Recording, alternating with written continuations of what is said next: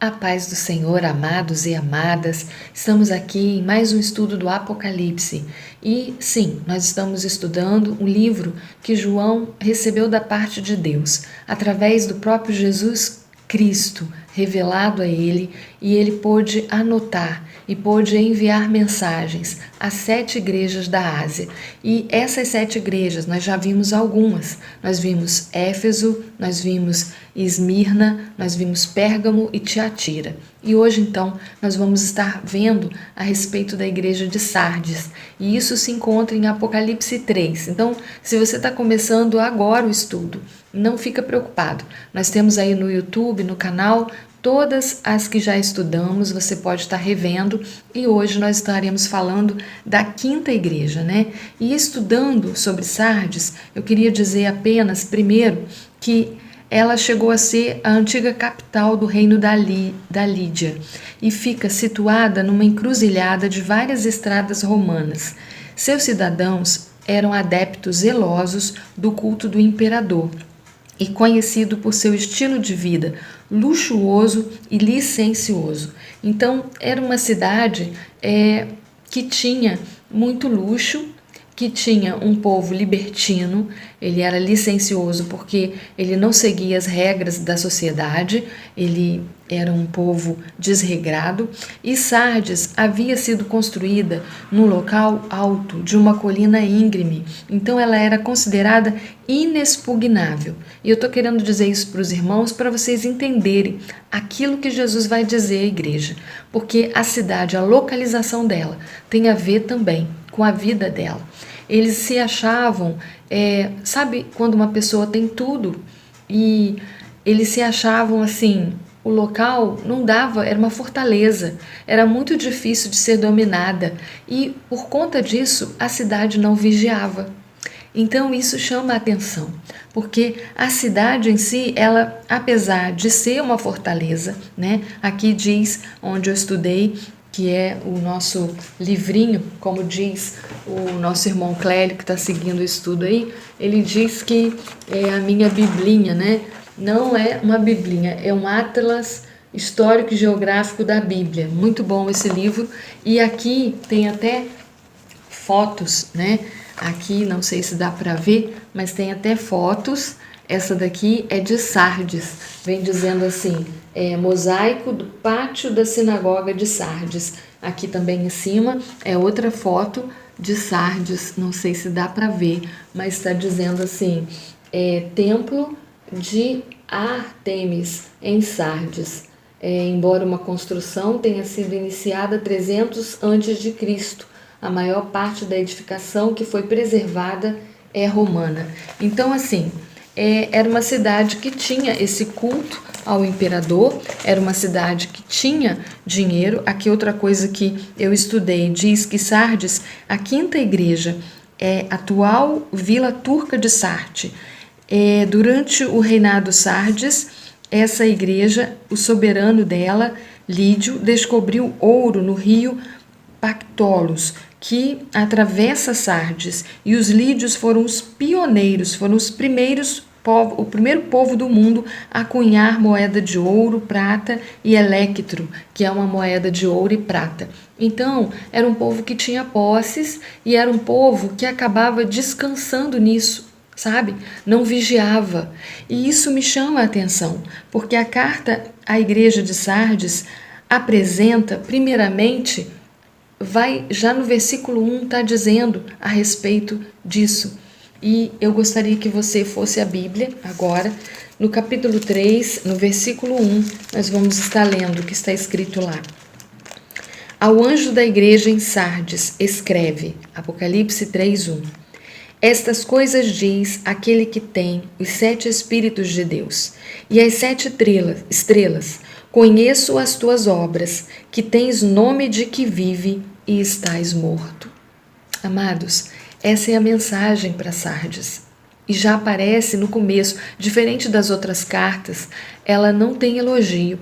Primeiro, João já apresenta Jesus e traz a revelação de um Deus poderoso, um Deus que tem as 7 estrelas nas mãos, os 7 espíritos. Isso representa o quê? Representa o Espírito Santo, a plenitude do Espírito, o agir de um Deus que tudo sabe, que tudo conhece e que tem o controle na palma das suas mãos. Está se revelando a Sardes como um Deus pleno, que tem, alguns estudiosos dizem que as 7 estrelas são, os 7 anjos da igreja, que os 7 espíritos são os anjos da igreja, e alguns vêm afirmar que é o próprio Espírito Santo, ou seja, o poder de Deus, que está no controle de tudo. E ele se apresenta a Sardes e vai dizer que ele sabe das suas obras e sabe também que ela tem nome de que vive, mas está morta. A igreja de Sardes está morta espiritualmente. Isso é muito triste, porque Deus nem elogia.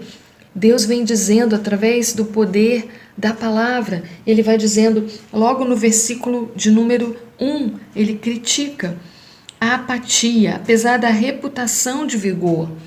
Ela aparentava vida, mas não era verdadeira. Sua morte espiritual se evidencia pela ausência de ataques de Satanás. Sabe quando está todo mundo apático? Está tudo bem, está tudo tranquilo.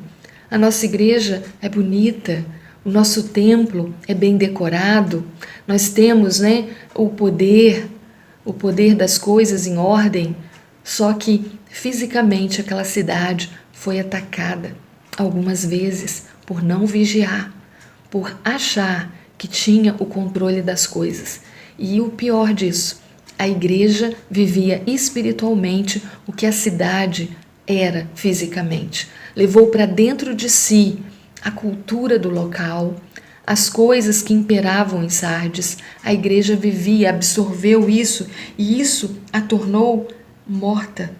Na verdade, a sua morte espiritual se evidencia porque ela não orava mais, ela não lia mais a palavra, e isso me chamou a atenção, porque eu fiquei pensando, essa apatia, essa aparente religiosidade, será, e o Espírito Santo me fez essa pergunta, será que a igreja de hoje, dos nossos dias, também não estava vivendo isso? Indo religiosamente aos cultos, mas não se importando de fato, ouvindo, mas não praticando a palavra, vivendo como se tudo tivesse muito bem, como se tivéssemos o controle, fazíamos tantos planejamentos para anos à frente e tudo parou. E o versículo 2 vai dizer assim, versículo de número 2 vai dizer assim, é a correção, porque ele nem começou com elogio, ele já começou dizendo, e julgando, mas dizendo, corrigindo Sardes, arrependa-se e fortalece o que resta. É preciso, é tempo de arrependimento. Para aquela igreja era tempo de arrependimento e para nós temos que avaliar, porque a exortação do versículo de número 3, ela segue, eu queria ler o 2 e o 3 contigo. Sê vigilante e consolida o resto que estava para morrer. Amados, precisamos estar vigilantes e consolidar aqueles que estão morrendo, não só do Covid, entende? Mas morrendo espiritualmente, como a igreja de Sardes, porque não tenho achado íntegra as tuas obras na presença do meu Deus. Esse é o recado de correção. Lembra-te, pois, do que tens percebido e ouvido, do que tens recebido, guarda-o e arrependa-te. Voltar a lembrar aquilo que recebemos de palavra no começo de tudo. No começo da nossa vida cristã, a igreja precisava voltar àquilo que era importante, a palavra que foi anunciada a ela e que ela havia se esquecido. Portanto, se não vigiares, olha aí o julgamento, virei como um ladrão e não conhecerás de modo algum em que hora virei contra ti. Isso tem a ver com Mateus 24, 43 a 44, que eu até anotei aqui no começo, mas considerais isso, Se o pai de família soubesse a que horas viria o ladrão, vigiaria e não deixaria que fosse arrombada a sua casa. Ficai também vós apercebidos, porque a hora em que não cuidais, o Filho do Homem virá. E no versículo 42 diz assim: portanto, vigiai, porque não sabeis em que dia vem o Senhor. Amados, muitas pessoas, quando leem Apocalipse, ela fica preocupada com que hora, o que está falando a palavra acerca dos dias que estamos vivendo.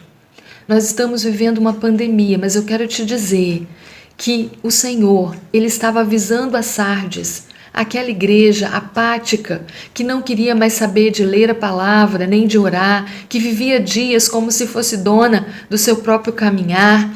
O Senhor está lembrando: olha, você está morta espiritualmente. Parece viva, mas não é, porque eu conheço e sondo. E eu estou dizendo que se você não vigiar, vigie quem está de pé. Vigie aqueles que ainda estão lembrando das primeiras palavras, porque eu anunciei lá em Mateus 24 que no tempo das dores precisaria haver a fé, precisaria haver a palavra, precisaria estar voltando e vigiando quem? A si mesmo, como cristão, como cristã. Em que lugar a palavra de Deus tem ocupado meu coração, a minha mente? São tantas informações, são tantas falas, repórter, político, financeiro, e tudo nos apavorando, mas eu quero te dizer, como o Espírito disse à igreja: quem tem ouvidos ouça.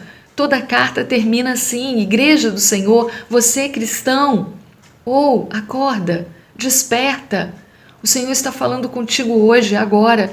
Ele está dizendo: arrependa-te, volta àquilo que é importante, volta ao primeiro amor como Éfeso, e agora volta à palavra como Sardes. Ouça, porque se um pai de família sabe que o inimigo vem, a que horas vem, vai ficar vigiando para que ele não entre. Vai guardar a sua casa. O Senhor está falando: guarda o teu coração. Guarda. Como? A tua palavra escondi, no meu coração escondi, para não pecar contra ti. Guarda lendo palavra, guarda voltando à prática da busca, da intercessão, da entrega, do arrependimento. Arrependa-te, volta à palavra. Sabe, aquilo que é mais importante é a doutrina de fé, é a palavra do Senhor, sendo lâmpada para os nossos pés. Vigiai, vigiai para que você não seja pego de surpresa, porque na verdade o dia nem a hora não há, em ponto algum da palavra, não há. Há sim a certeza de que Ele cumprirá a sua promessa, Ele voltará e levará a sua noiva, mas há também, aqui para Sardes, era preciso que ela se arrependesse, ela voltasse a depender da revelação da palavra. Era preciso que essa igreja cumprisse o chamado do Senhor. Amém? Na verdade, Sardes tornou-se mera ouvinte e não praticante da palavra. E Tiago 1 já adverte isso, nós não vamos ler, do 22 ao 25, vou apenas declarar: tornai-vos, pois, praticante da palavra, e não apenas ouvinte, enganando-vos a vós mesmos. Sardes estava enganando a si mesmo, ela não estava ouvindo mais a voz do Espírito, e não sabia a que hora o Senhor viria, mas que o Senhor, nesse texto, quando fala para Sardes, diz que, no versículo 3, diz assim: lembra-te, pois, e guarda, e arrepende-te, porque se não vigiardes, virei como ladrão. Então, ele não diz a hora nem o dia, mas parecia que ia vir sobre Sardes algo que ia determinar o futuro dela. Um momento em que o Senhor viria, uma tribulação muito grande sobre aquela igreja. E nós estamos em tempo de tribulação. E eu me pergunto, será que a igreja de Cristo não estava como Sardes, morta, morrendo espiritualmente, porque nós não tínhamos mais força? E muitas vezes Alguns irmãos diziam: pastora, eu estou muito desanimado. Era essa a palavra. Estou muito desanimado, não tenho ânimo. Muitos não tinham tempo, mas outros não tinham ânimo. Amado, e hoje estamos nas nossas casas, ficando cansados e desanimados de estarmos na nossa casa. Ei, nosso Deus não mudou. Ele está dizendo: volte, arrependa-te, começa a orar e crer, porque eu tenho promessa para a tua vida. Ele não julga simplesmente para dizer não tem jeito. O julgamento da carta tem promessa, e mesmo que não tivesse elogio no começo, o elogio está no versículo 4. Olha só: tens contudo em Sardes umas poucas pessoas que não contaminaram as suas vestiduras e andarão de branco junto comigo, pois são dignas. O Senhor me conhece e te conhece, e não importa o que estamos vivendo agora, há esperança. O Senhor da esperança diz que aquele que não tem nenhuma imundície no seu interior, que lava as mãos no sangue do Cordeiro, tem suas vestes brancas, vão poder andar com ele. Sim, serão salvas. Então, Sardes havia poucas pessoas assim, mas haviam pessoas dignas. Quem nos dignifica é o sangue do Cordeiro. Quem nos justifica é o sangue do Cordeiro. Não sou eu que sou melhor do que ninguém. Eu preciso desse sangue. Eu preciso acordar, vigiar. Desperta, ó tu que dormes. Sabe, aquele teatro da igreja adormecida? Chega.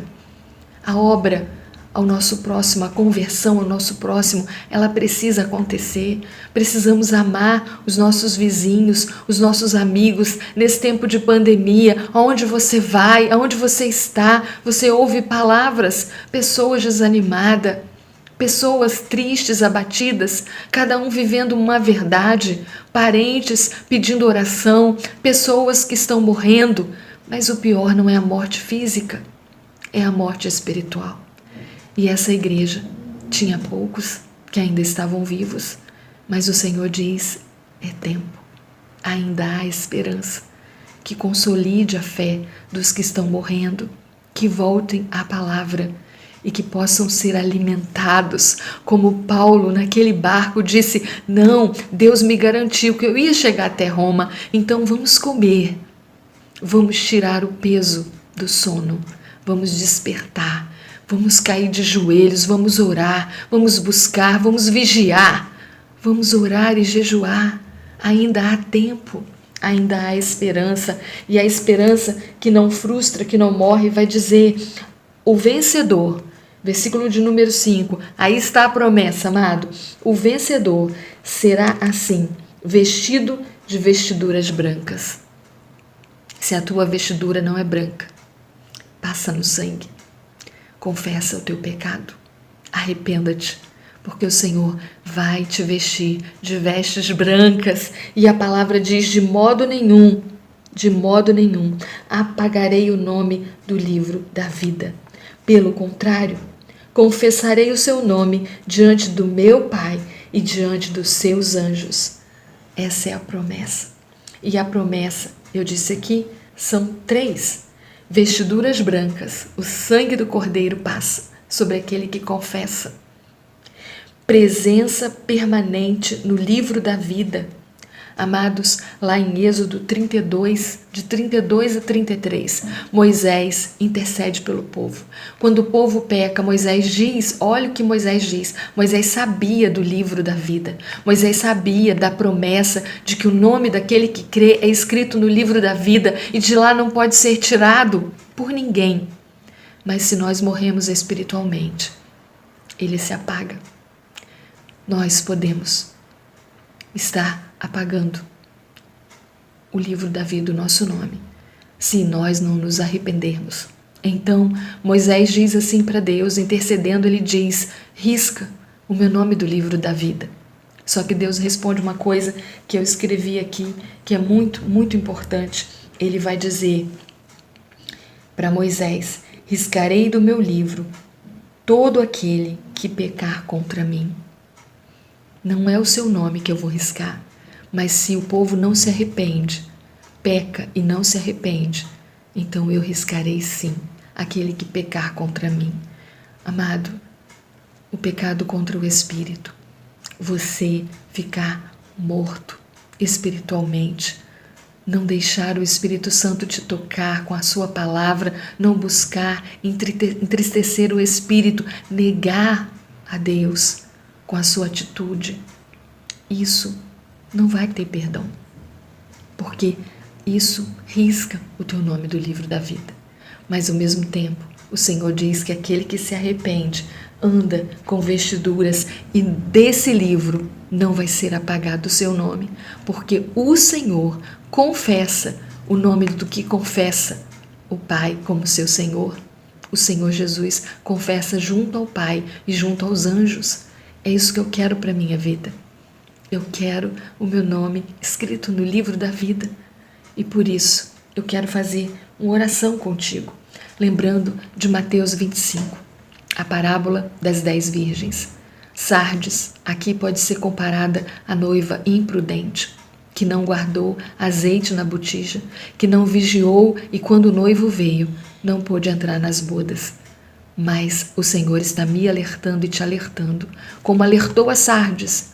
Arrependa-te, arrependa-te e volta, porque a boca fala do que está cheio o coração. Se você tem falado nessa pandemia que nada vai dar certo, que não vai passar, que a mortandade, busca o Senhor, ouça a voz do Espírito dizendo que aquele que crê, ainda que esteja morto, viverá. Esse texto termina como as outras cartas, dizendo: quem tem ouvidos ouça o que o Espírito diz às igrejas. Eu sou igreja, você é? Apesar da reputação de ser ativa, a igreja de Sardes está morta pelo pecado. O problema não era a heresia, dessa vez o problema era a morte espiritual. Talvez você não seja herege, você não fala mentiras, mas você está morrendo espiritualmente. Jesus não tinha palavras de elogios para essa igreja.